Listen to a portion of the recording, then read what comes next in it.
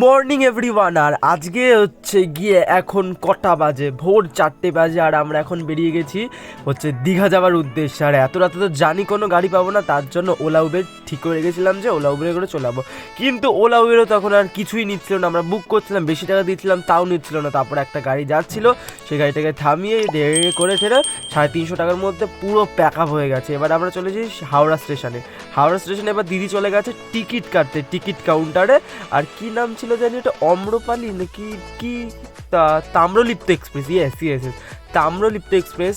ওইটা হচ্ছে সকাল 6:45 না 50 ট্রেন। আমাদের টিকিট কাটা হয়ে গেছে। আর এরকম আমি মাকো কী বলবো, চোরের মতো ডাকাতের মতো বসে আছি। আর আমরা কিন্তু 1 ঘন্টার আগে ওখানে পৌঁছে গিয়ে বসেছিলাম, তার জন্য এবার একটু চা খেয়ে নিলাম। চাটা পেয়েছিলাম খুব ভালো হবে দাম অনুযায়ী, দাম কিন্তু নিয়েছিল 20 টাকা। চা দিয়েছিল, এটা দেখতে অত বড় গ্লাস কিন্তু অর্ধেক দিয়েছিল, কিন্তু সেই তুলনায় চা কিন্তু একেবারেই ভালো না। আর এরপরে চলে এসেছিলাম আমরা দীঘাতে। আর দীঘাতে কি ভিড় ভাই, ট্রেনের মধ্যে কি ভিড়। আর আমরা চলে এসেছি লজে।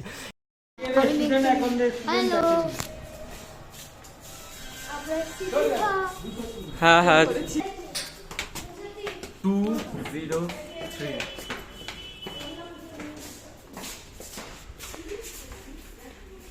হ্যালো গাইস, আমরা আজকে এসেছি কোথায় পাওয়াটা খেতে, দীঘা। কোন দীঘা? ওল্ড দীঘা।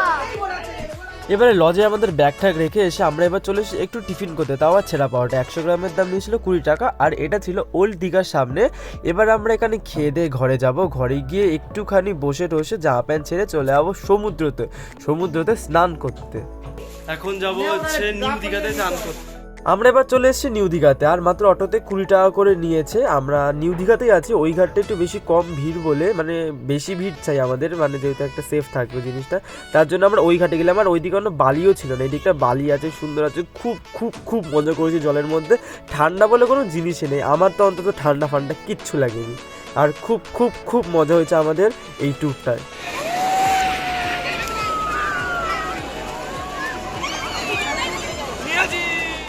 এবার আমরা চান করে চলে এসেছি। আর এই কথাগুলো সরাচ্ছি না, ভাট বকছিলাম আমি, তার জন্য এবার চান করে এসে গায়ের তো বালিতে ভরে গেছে। এবার আমরা যাবো যে চান করতে। চান করে লাইন পড়েছে কি পরপর সবার লাইন। তো তারপরে শেষে গেছিলাম একেবারে বলতে গেলেই।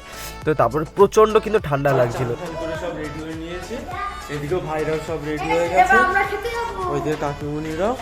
এবার আমরা যাবো হচ্ছে খেতে। তো আপাতত এখন একটা নর্মাল কিছু খাবো, কিন্তু পরে রাত্রেবেলা ভালো খাবো, কারণ এখন খিদে পেট, শুধু আমার ভাতই ভালো লাগবে। আর আমরা নিরামিষ ভাতই খাবো, আমরা মানে ওই মাছ মাংস এখন কিছু খাবো না, রাত্রেবেলা ভালো খাবার খাবো। তো এখন আমরা খেতে যাবো। এবার আমরা চলে এসেছিলাম খেতে ঠিক জাহাজবাড়ির ঠিক অপোজিটের হোটেলটাতে। আর এখানে কিন্তু ছিল মিল সিস্টেম, কিন্তু খাবার দাবার সত্যি খুব ভালো ছিল, ফ্রেশ ছিল ফার্স্ট কথা। আর কোনো গন্ধ থেকে শুরু করে কিছু ছিল না, মানে নর্মাল যেমন আমরা ঘরে খাই সেরকমই ছিল। আর ঠিকঠাকই পদ ছিল। ফার্স্টে দিয়ে দিল পেঁয়াজ আর লঙ্কা, তার সাথে ঝুড়ি আলু ভাজাটা অনেক দিন আগে থেকে ভেজে রেখেছিলো কোটার মধ্যে। তারপর দিয়ে দিল গরম ডালটার মধ্যে কিছু ছিল না, মানে নর্মাল ডাল করেছিল। খেতে ভালোই লেগেছে, যতটা মুখটা আমি বিগড়েছি অতটাও কিন্তু খারাপ ছিল না, পরে গিয়ে বুঝতে পেরেছি ভালোই ছিল, খারাপ ছিল না। আর এখানে কি ছিল, এখানে ছিল হচ্ছে তোমার ডাল, আলু ভাজা, তারপরে ছিল হচ্ছে ওই আলু পটলের তরকারি আর বাঁধাকপি মাছের মাথা দিয়ে। আর ডিমটা আমরা এক্সট্রা নিয়েছিলাম, যেহেতু আমি মাছ খাই না তার জন্য। আর মা নিয়েছিল মাছ। আর এদিকে এবার আমরা এসে ঘুমিয়ে পড়েছি, ঘুম থেকে এবার উঠে গেছি। এবার যাবো হচ্ছে বিকালে ঘুরে এবার আমরা যাবো হচ্ছে ওল্ড দীঘাতে, মানে সামনেই যাবো, কারণ বেশি দূর যাবো না, কারণ আজকে সকালে অনেক জার্নি হয়েছে, ট্রেন জার্নি হয়েছে ফার্স্ট কথা, কারণ ট্রেনে প্রচণ্ড ফার্স্ট কথা বসার জায়গা পাইনি অনেকে, তো অল্টারনেট করে বসার হয়েছিল আমাদের। এবারে আমরা ঘুরতে যাব। আজকে আমরা মানে সকালেতে এসছি বলে তার জন্য আজকে প্রচণ্ড টায়ার্ড। সো আজকে আমরা মানে বেশি দূর যাবো না, এমনিতেই ঘুমিয়ে উঠলাম, আজকে শরীরটা অতটা ভালো নেই। আজকে আমরা আছি ওল্ড দীঘার সামনে ঠিক পাঞ্জাব ন্যাশনাল ব্যাংক, ওইদিকে আমরা দেখতে পাচ্ছি পাঞ্জাব ন্যাশনাল ব্যাংকের ওই ঠিক তার অপোজিটে যে লজটা।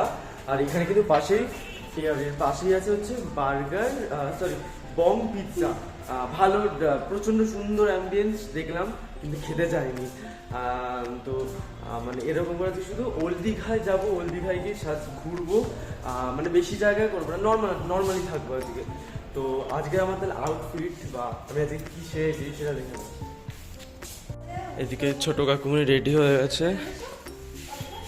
নীলি পনির, এটা আমাদের পনির, বড় কাকিমুনি। আমাদের 203 নম্বর রুম দিয়েছে দিদি এদিকে, এবার এটা তালা দেবো। মাও রেডি হয়ে গেছে, তো এবার আমরা যাবো। তো তাহলে যাওয়া যাক। সবাই নাকি বলে সমুদ্র সৈকতে এসে এরকম মাছ ভাজা খেতে ভালো লাগে, কিন্তু আমার মাছের প্রতি কোনো ভক্তি নেই ফার্স্ট কথা। আর এখানে দেখেও আমার কিচ্ছু ভক্তি লাগছে না, এরকম করে কেমন একটা ঠেটা মাথা মাটা করে পড়ে আছে নিয়েছিল, আমার একদম ভালো লাগছিল। কিন্তু প্রচণ্ড ভিড় ছিল ওল্ড দীঘাতে, আর সমুদ্রের ধারে দাঁড়িয়ে জাস্ট অসাম লাগছিল, বিশ্বাস করো অসাম। আর ওখানে মানুষের থেকে দোকানগুলো বেশি, আর এটা হচ্ছে ওল্ড দীঘার গেটটা, সত্যি খুব সুন্দর ছিল, সুন্দর করে সাজানো, সুন্দর করে লাইটিং।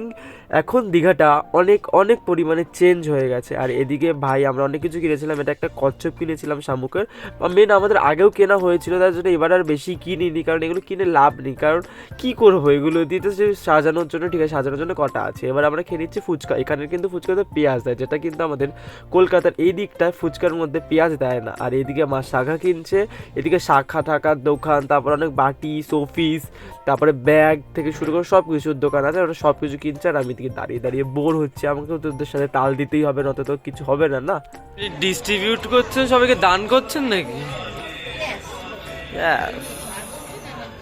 এটা কোন ঠাকুরের প্রসাদ? পাটকেল বাবা? বাহ, নিলি খেতে কেমন? নিলি ভালো। পনির খেতে কেমন? পনির তো পুরো গুটিয়ে গেছে, আমাদের পনির গুটিয়ে গেছে। আর এবার খেয়ে নেবো মোমো। সমুদ্রের পাড়ে এসেছি অথচ মোমো খাবো না, তাই কি কখনো হয়? এবার চলে এসেছি আমরা রেস্টুরেন্টে রাতের খাবার নিতে, ডিনার। এখানে 70 টাকায় চিকেন বিরিয়ানি দিয়েছিল, তার সাথে আলু ডিম সব কিছুই ছিল। বিরিয়ানিটা 70 টাকার, দামটা কিন্তু প্রচুরই কম নিয়েছিল, কিন্তু সেই তুলনায় খেতে কেমন ছিল? হেভি 70 টাকায় কেমন খেতে?